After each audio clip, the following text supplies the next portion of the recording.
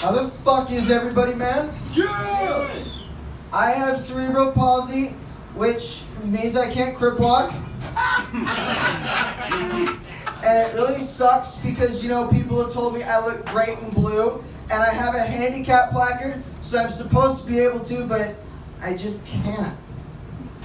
But I am totally able to flip people off with my left CP hand. It took me until I was 20. I'm 27 now. All that physical therapy, y'all. Never give up.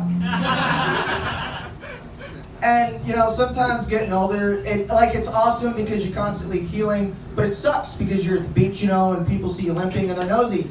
And some guys come up to me and they're like, hey, bro, I noticed that you kind of look like Jim Morrison to me.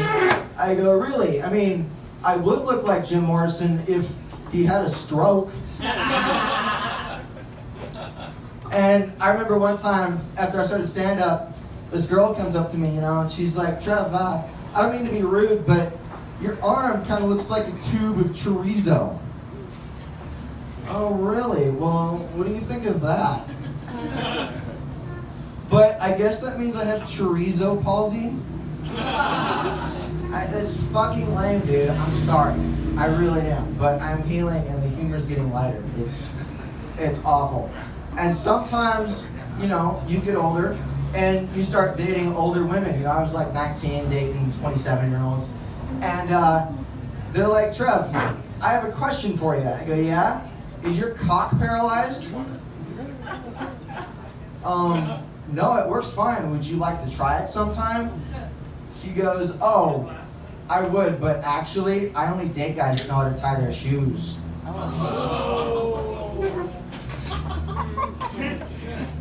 And that's why I'm glad I have epilepsy for more positive attention. And I recently just had another seizure because I'm an Irish epileptic because genes are whack. So there's that. And I'm having this seizure, and the first thought I have is, you know, if seizures were a superhero, they'd be Static Shock. Thank you for getting that. And then I thought of my Mexican friends, because at least when they start talking fast, nobody assumes it's because they're seizing. And then I got to the hospital, right? I start settling in, and guys, I smelled like fucking MRSA, man. It was great. They're like all alcohol-y and sticky. It's awesome. Doctor walks in, he's like, Trev, don't worry about it, man. All that spitting, all that shit that you're doing, all the fucking jolting. Yeah, you were just having an aura. I go, wow, what a great way to describe a disaster. And the nurse is like, can I get you anything? And I go, yeah, man, I could use some socks. She goes, okay. And she brings over 2 pairs. Y'all, that doesn't happen very often. Those things are very, very comfortable. She didn't fuck me, though, because apparently that's a bad thing. And there's a lot of nurse benefits. And she's like, oh, the cocaine we gave you to calm you down is much better than what I would do in bed, so don't worry about it.